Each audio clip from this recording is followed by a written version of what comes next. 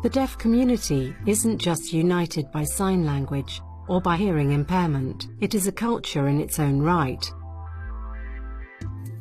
Over 10 years ago in Bristol, one person tried to make sense of this world in a book called Understanding Deaf Culture in Search of Deafhood.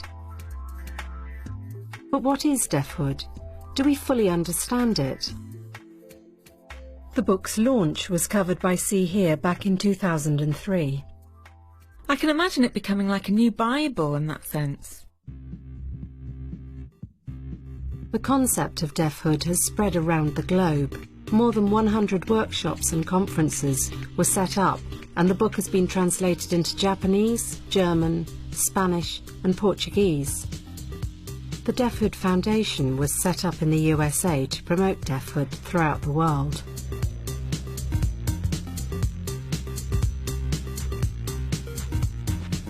But who is the man behind deafhood?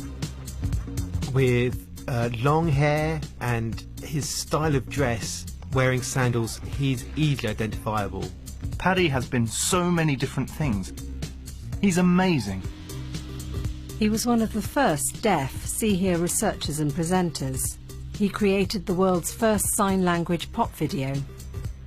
As a committed activist and campaigner, he was involved in the founding of the National Union of the Deaf, and he devised the first master's course in deafhood studies.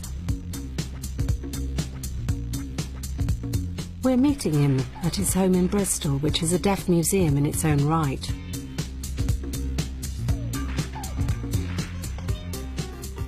Really, the word deafhood itself originated in 1993, and that was linked to my book, which I was asked to write by someone in America. It was talking about the vision of the deaf world in 20 years' time, and what it would be like. As I was writing, the word deafhood came to mind, and so was used in this book.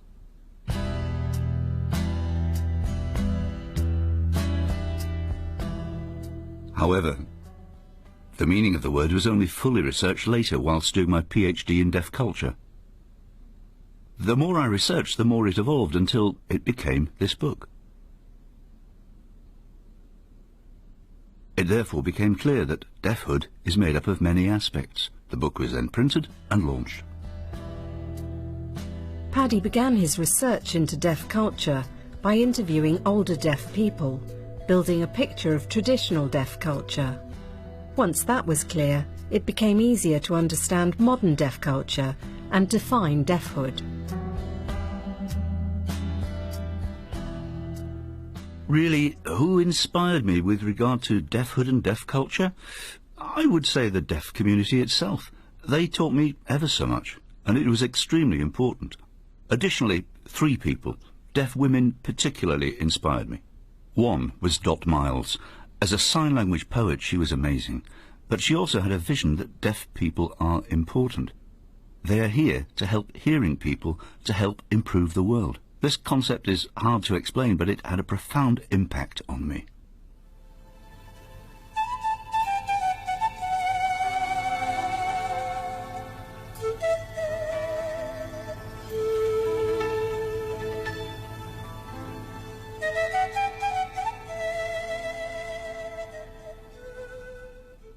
The other 2 are from working-class deaf families.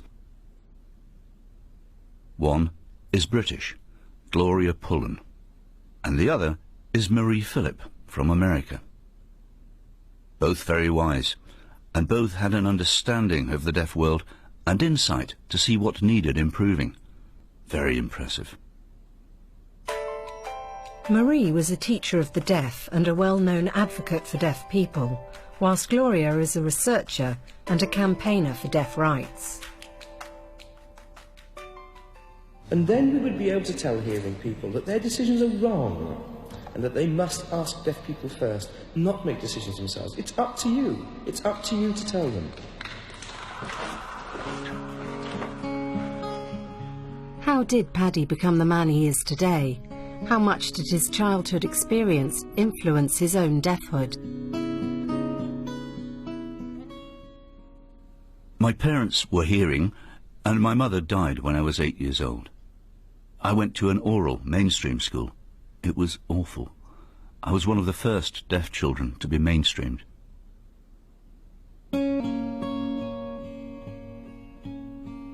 Growing up, I didn't meet a deaf person until I was 22, and that's when I started to learn sign language, so when I was growing up, I was lost.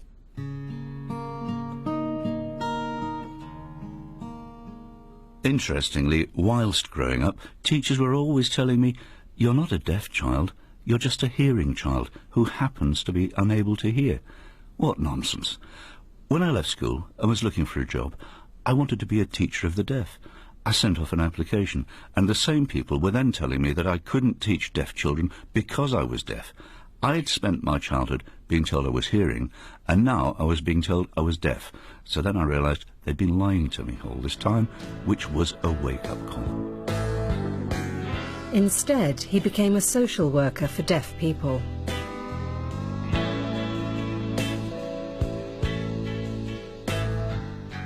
So began my search for my life's pathway, which led to my home, which was within the deaf community. I finally belonged somewhere. As a social worker, I saw deaf children and adults suffering oppression, just as I had, and so realised that I had to do something to change it. After years of oppression and seeing others oppressed, Paddy set about trying to change people's perceptions of being deaf into something positive through his concept of deafhood. The word deafness has been used to oppressors for a long time, always focusing on the ear and the medical model of deafness over and over again. So we needed another word to counter this, to show that deaf people are whole people who have a sense of pride, a culture, a community. So we needed a new word to challenge this view, and deafhood was a perfect fit.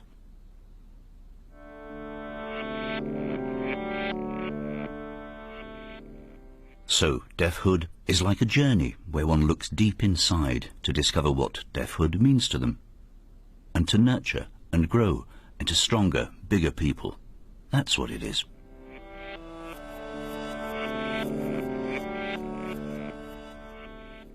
The sign for deafhood is aimed at the body and signifies a core within. If someone is shy about being deaf, their core is very small. If someone is proud to be deaf, their core will be larger.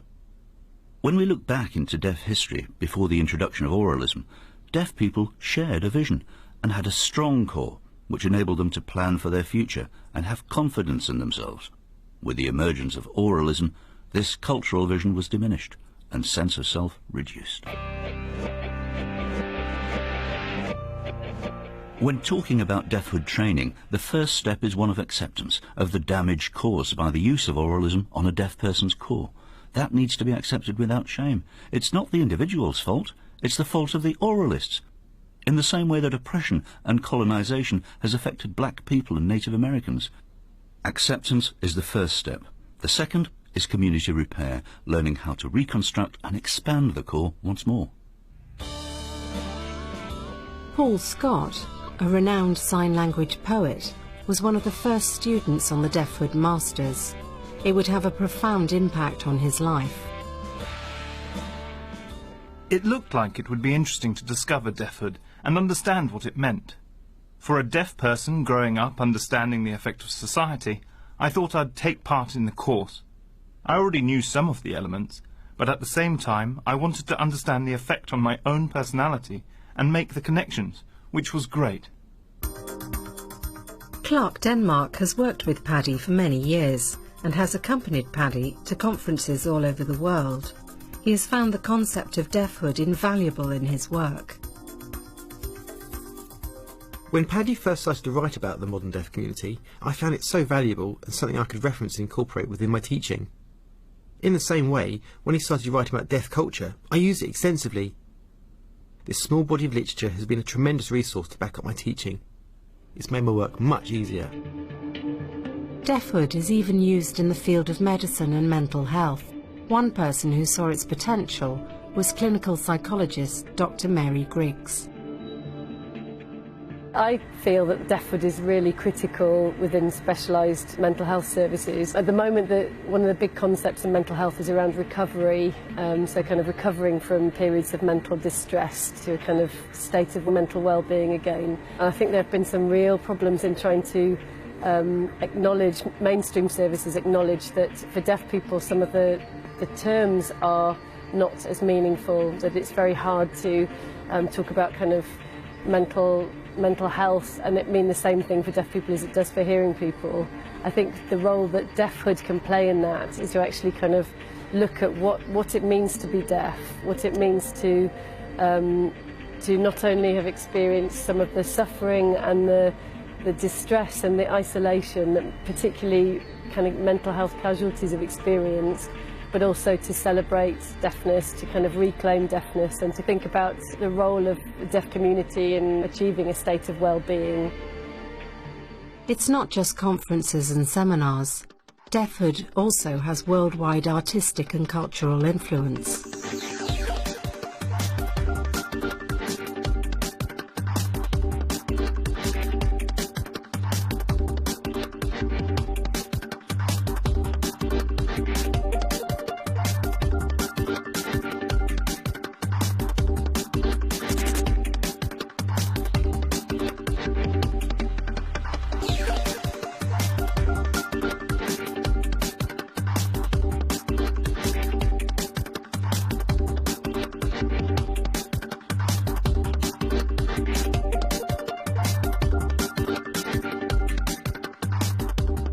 For some people, deafhood got under their skin, literally. I have a tattoo here which you can see. It's linked to what I learnt about deafhood, my journey of self-exploration that led to a sense of more confidence, which helped me open up and fly free. So far, so good. Deafhood is having a positive impact on the deaf world. But some argue that deafhood divides the deaf community up, weakening it as a whole. The main aim of deafhood is one of unity. The division of deaf people via labels such as profoundly deaf or hard of hearing is a legacy of oralism, an unprecedented manipulation of the community. If you go back to a time before oralism and were to ask older deaf people what their sign was for hard of hearing, they would reply, deaf who can speak well. To me, that's a much clearer description rather than a big D or little d distinction. So really, when it comes to training, deafhood is qualified by looking back and respecting traditions, passing them on to the current generation, whilst at the same time respecting the current generation's new ideas. To bring these positives together, to repair the community regardless of whether you speak, sign, have a cochlear implant or use a hearing aid. It's about coming together and developing that sense of core and shared vision. Dr. Ladd believes there are lessons we can learn from history. One of the best examples is at the time of the French Revolution, when deaf people came together to protect deaf schools.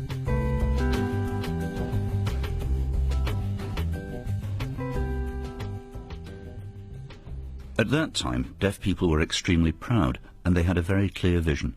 For example, International Sign Language, where deaf people were able to come together and show the world that sign language could beat speech, that there wasn't a communication breakdown between deaf communities. Deaf people believed that God had given them a gift, that they were born into this world to show hearing people they could communicate more effectively, that this infighting isn't necessary. That's a real positive, something the deaf community was proud of. Deafhood training is about being positive about the past, present and future. It's about building up this sense of deafhood, that deaf people can achieve anything. How can the legacy of deafhood continue? The book, Deafhood, tells us that deaf people's concepts of the future can change for the better through the economic cuts, the closure of deaf schools, the increase of cochlear implants. This book can provide the answers. Here, it's like people are too busy doing this, that and the other, and they forget about deafhood. In addition, there's Paddy, who is an extremely valuable resource that people should be utilising. using his time and his expertise, asking him all the questions they always wanted to and learn from his teachings. I feel in Britain we are far too slow on the uptake and we take him for granted when we really shouldn't. I do think that Paddy will probably feel that his work is done with deafhood when it's been given away in as meaningful a way as possible, that people kind of not only understand deafhood but can apply it to many, many areas of life in many different communities in Britain. You know, I don't think he developed this to be kept on paper. I think it's a concept that is destined to be kind of brought to life by people.